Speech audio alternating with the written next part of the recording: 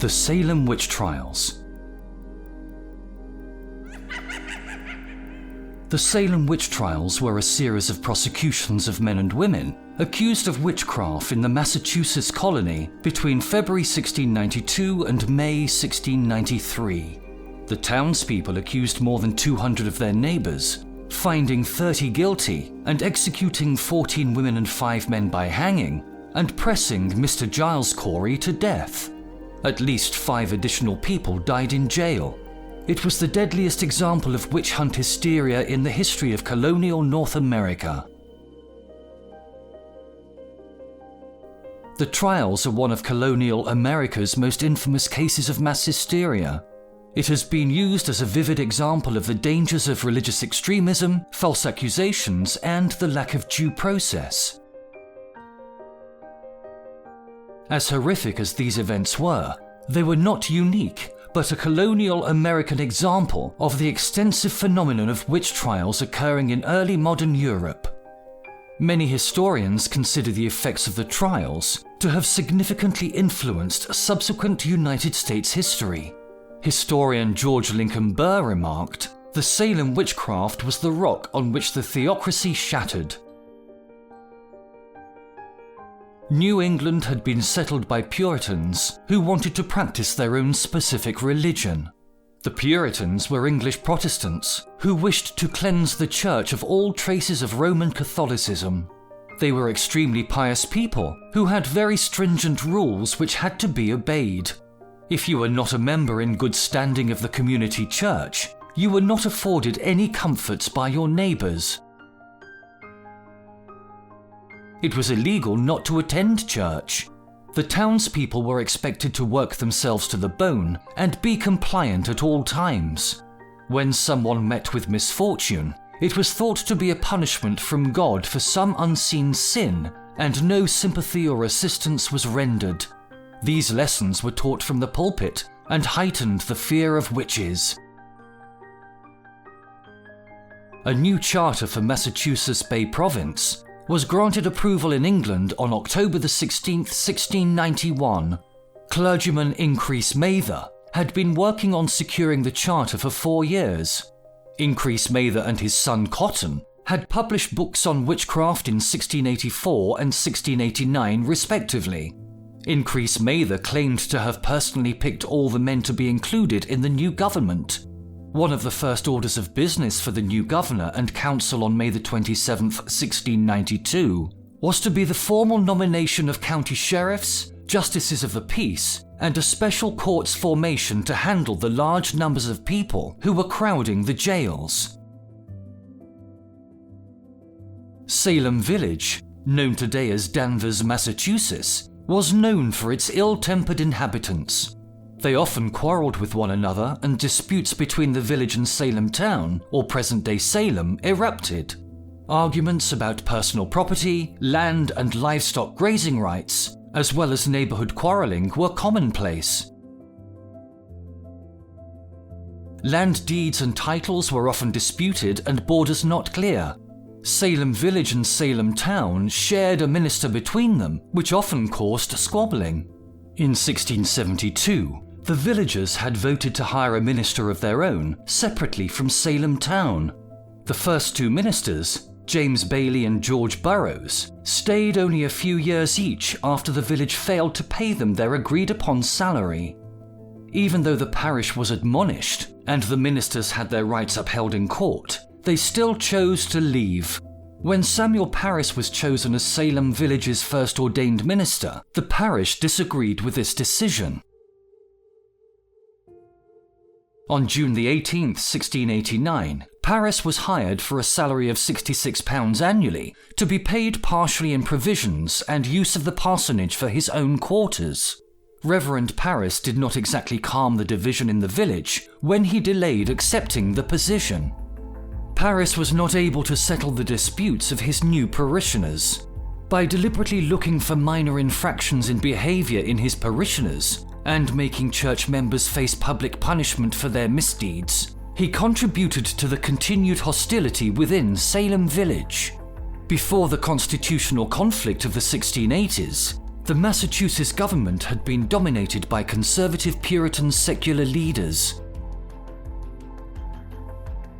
These immigrant families established several of the earliest colonies in New England, including the Massachusetts Bay Colony, which was the largest and most economically significant.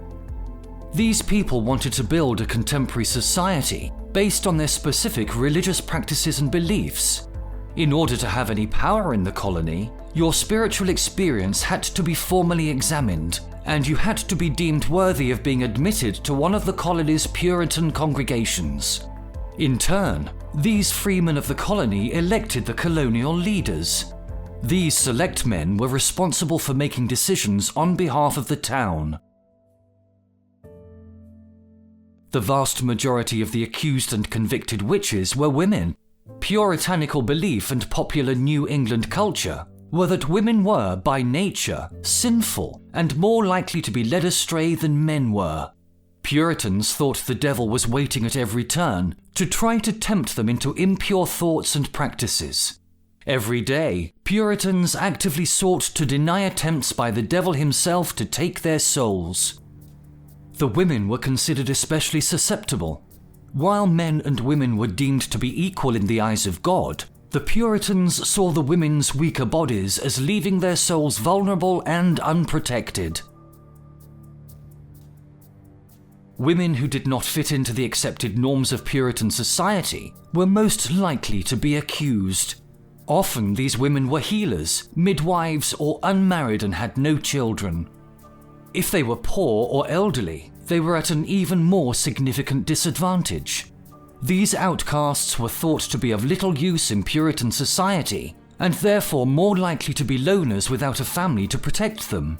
There are many reasons why women may have been more likely to admit guilt of witchcraft. Some women may have actually believed that they had communed with the devil. Other women feared death so much, and they may have given false confessions, knowing that their lives would be spared. Upon confessing, they thought they would be reintegrated into society.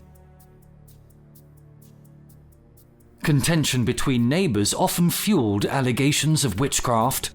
In 1692, Abigail Faulkner was accused. She proclaimed her innocence in court, even though her accusers threw fits and writhed on the floor during her examination. Even when pressed to confess, Abigail Faulkner refused, stating that she would be lying if she confessed. When later being interrogated in prison, Faulkner admitted that she was angry, and she may have harmed her neighbors when the devil had temporarily overtaken her.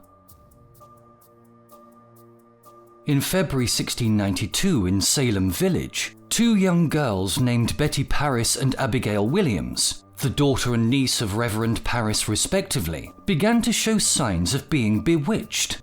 Although the doctor could find no physical evidence of harm, the girls claimed they felt they were being pricked with pins and pinched. They began to throw fits, consisting of seizure-like convulsions and flailing arms. Soon, other girls in the village showed similar behaviors. The young women would throw themselves to the floor or claim to see phantom images. Some would claim to see shadowy figures lurking overhead. Other young women would go mute or say they felt unseen forces were strangling them. It wouldn't be long before mass hysteria would grip the tiny village. If someone decided that they'd incurred a loss or a death, or illness had been caused by witchcraft, they could go before the local magistrate and enter a complaint against the alleged witch. If credibility was established, the alleged witch would be arrested and brought in for public interrogation, where the magistrates would attempt to extract a confession from the accused. If no confession was obtained, but the magistrate was satisfied that the complaint was based on sound evidence, the accused would be handed over to be dealt with in a superior court. Since the new charter and governor was soon to arrive for Massachusetts Bay's province, the magistrates decided to wait to try these cases until the new court was established. They formed the new Court of Oyer and Terminer to handle cases of witchcraft accusations. The next step was to gather the witnesses for grand jury testimony. During this process, a persona could be charged with afflicting witchcraft or making an unlawful covenant with the devil. Once they were indicted, the accused would be taken to trial, often on the same day, as in the case of Bridget Bishop, who was indicted and tried on June the 2nd and executed only 8 days later on June the 10th, 1692. During this grand jury, the accused would be examined and interrogated looking for any signs of witchcraft. One method used during the interrogation and testing of accused witches was the touch test. The belief in effluvia was used during examinations in September 1692, even though Reverend Parris specifically warned the congregation against it. Supposedly, if the accused witch touched the afflicted victim during a fit, and the fit ended, it was believed the accused was the one who had bewitched the victim. The accused would be blindfolded and brought into a room of afflicted people, who would begin to convulse and flail their limbs, throwing fits or act as if they were being strangled. The accused's hands would then be placed on the afflicted people, who would immediately cease their fits and claim to feel well, and that the accused indeed were the ones who were guilty of tormenting them. Other possible evidence of witchcraft included poppets, books of horoscopes or palmistry, potions or ointments, testimony by a confessed witch who identified other witches, or confession from the accused themselves. Some of the accused owned animals, which were seen as witches' familiars. Another piece of evidence that was often used was the observation of witches' teats on the body. A witch's teat was a birthmark, blemish, or mole somewhere on the body that was said to be insensitive to touch. These marks were considered to be genuine evidence of witchcraft. Sarah Good, Sarah Osborne, and Tituba were the first 3 people accused and subsequently arrested for allegedly afflicting Abigail Williams, Betty Parris, Elizabeth Hubbard, and Ann Putnam Jr. Family squabbles involving the Putnams may have been a major contributing cause to the witch trials. A horrible feud between the Putnams and the Porters was taking place in Salem Village, which deeply divided its residents. Sarah Good was a poor woman who was accused of witchcraft because of her reputation of being unpleasant and not attending church due to her lack of proper attire. She lived wherever she could find someone who would take her in. Sarah Osborne was brought up on charges due to the Puritans' belief that she only had her own interests in mind after her remarriage to an indentured servant. She had not attended church services in over a year and was quite argumentative. Tituba was an enslaved woman from the West Indies who became a target due to her ethnic differences. She was accused of telling tales of enchantment from the Malleus Maleficarum to attract girls like Abigail Williams and Betty Parris. It has also been said that she possibly told the girls stories about voodoo. Tituba's stories about fortune-telling, sexual trysts with demons, and controlling men's minds fueled the imaginations of the impressionable girls. She was also thought to have used divination techniques to show the girls their future husbands, which greatly impressed the girls as they tried to cope in a society that prepared them for little else than to become wives and mothers. These also made her a prime target for accusations of witchcraft. Each of these accused women was an outcast. They did not fit in with societal norms of puritanical life and exhibited traits consistent with witchcraft. When complaints of witchcraft were levied, they were brought before the magistrates, where they were left to defend themselves. They were jailed after being interrogated for several days, beginning on March 1st, 1692. Witnesses attested that they had seen the accused engaging in unspeakable acts in the forest with shadowy figures, or suckling animals such as birds from between their fingers. There were stories of butter and cheese that had mysteriously turned bad. Calves and lambs were born with deformities after the homestead was visited by one of the accused. In March, 4-year-old child Dorothy Good, Martha Corey and Rebecca Nurse from Salem and Rachel Clinton from Ipswich were accused of witchcraft. Martha Corey had a bit of a checkered past, having an illegitimate child and already having been widowed once before marrying her husband Giles, but had since become a highly regarded community member. Martha had questioned the motives and credibility of the girls' accusations, which made her highly suspect. Being well-respected members of their churches and communities, the charges against Martha Corey and Rebecca Nurse were deeply troubling to their communities. The townsfolk thought that if two respected women such as these could be witches, anyone could be, and being a full covenanted member of the church was no protection from being accused. 4-year-old Dorothy Good, the daughter of Sarah Good, was interrogated by the magistrates. Her answers were taken as confessions against her mother, implying she was a witch. In Ipswich, Rachel Clinton was brought up on charges and arrested for witchcraft, but this was unrelated to the affliction of the girls in Salem Village. In April, Sarah Cloyce and Elizabeth Proctor were arrested and brought before Jonathan Corwin and John Hawthorne.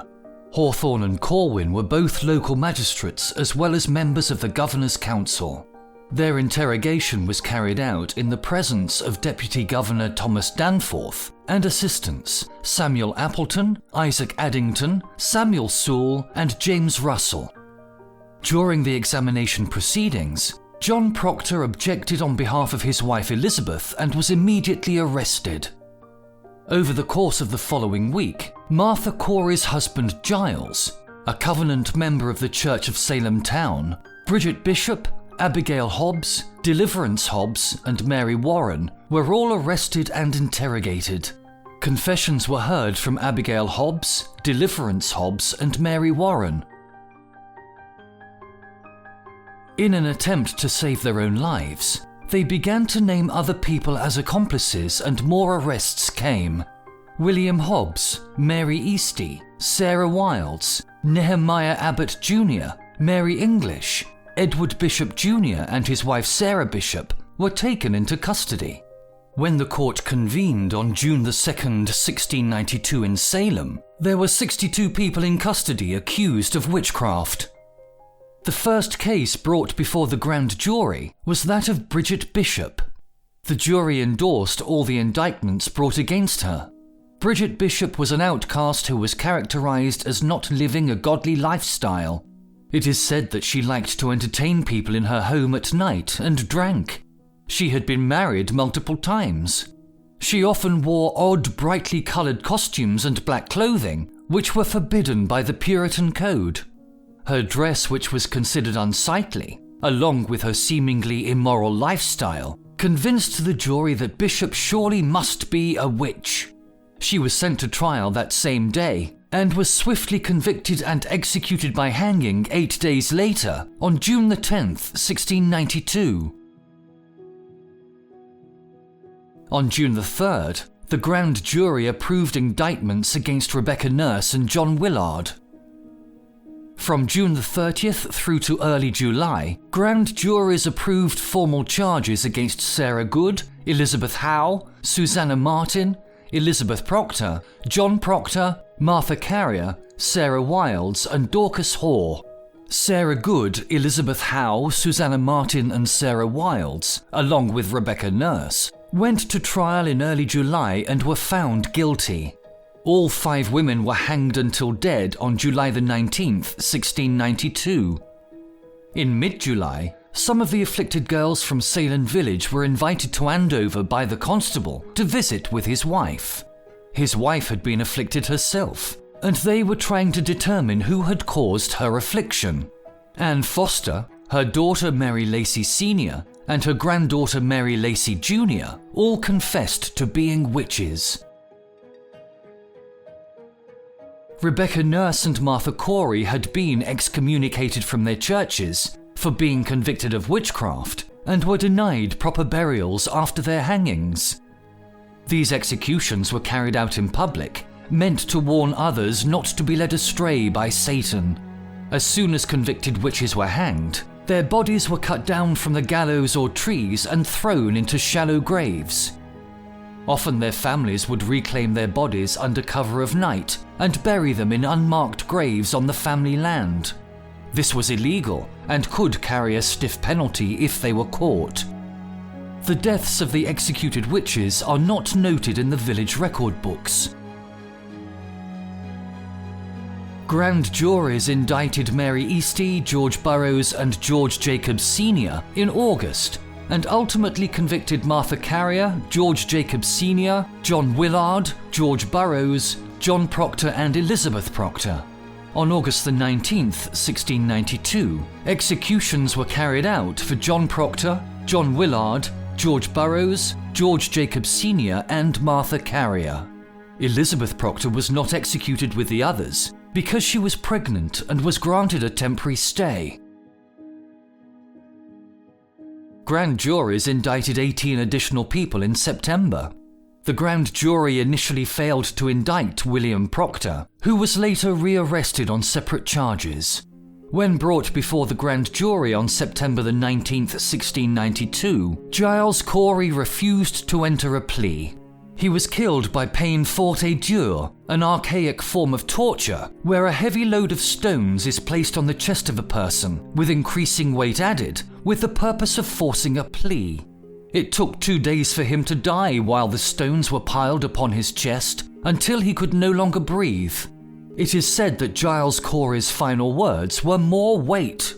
Corey died refusing to enter a plea, which is usually explained as being a way of keeping his land from being confiscated by courts.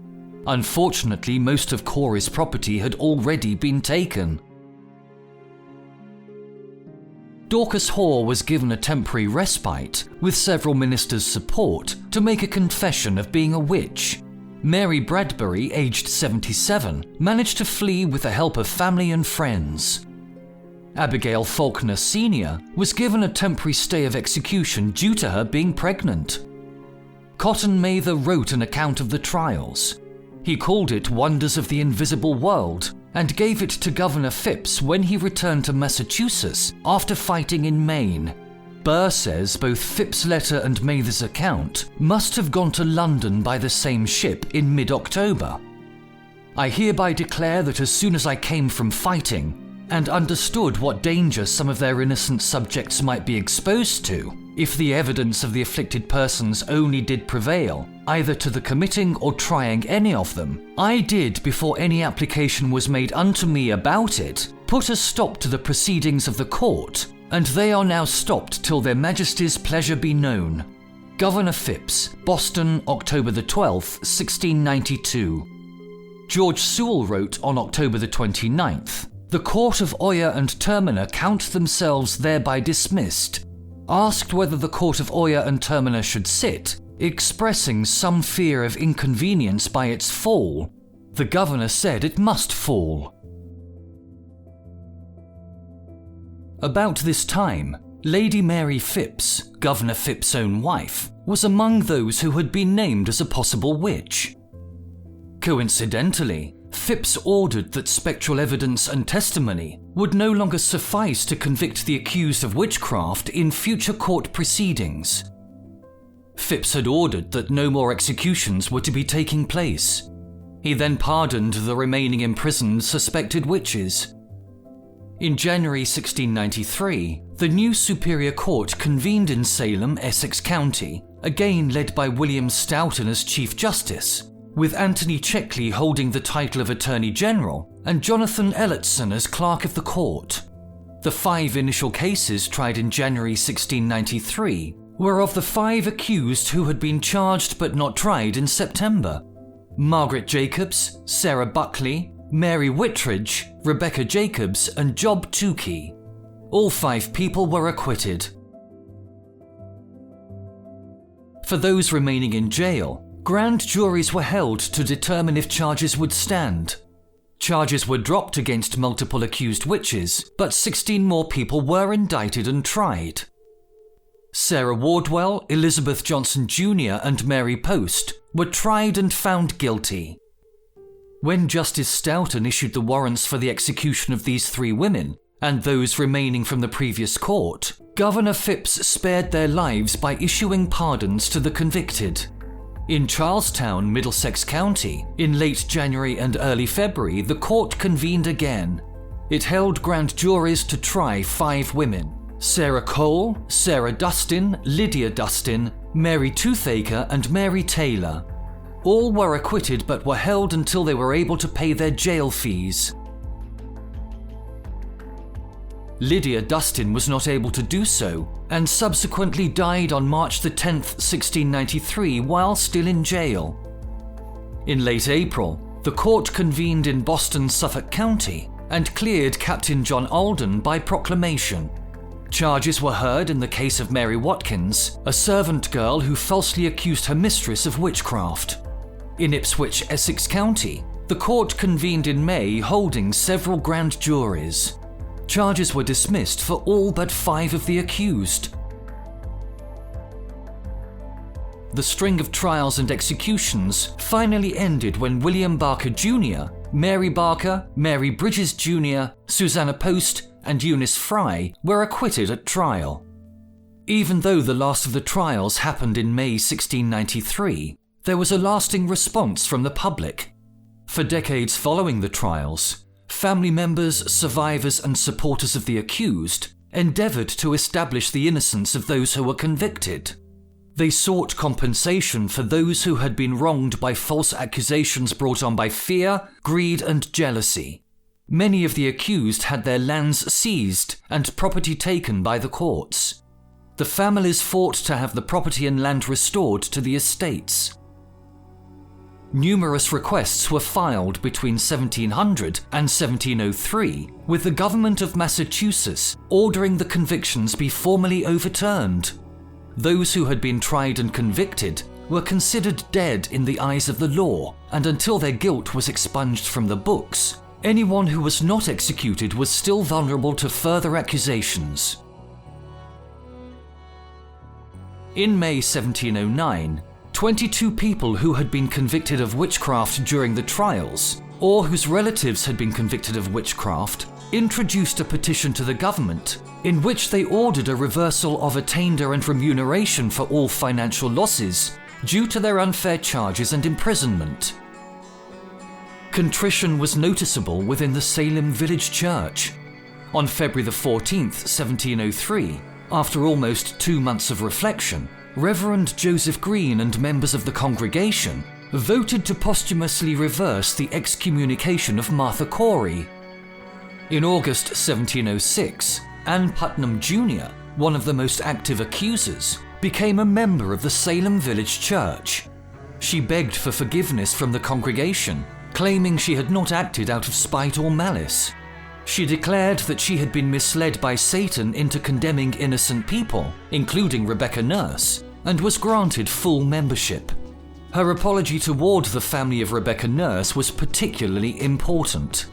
They reconciled with Putnam, but never forgave Reverend Parris, whom they held personally responsible for Rebecca's death and their bereavement. On October 17, 1711, the General Court passed a bill reversing the judgment against the 22 people listed in the 1709 petition.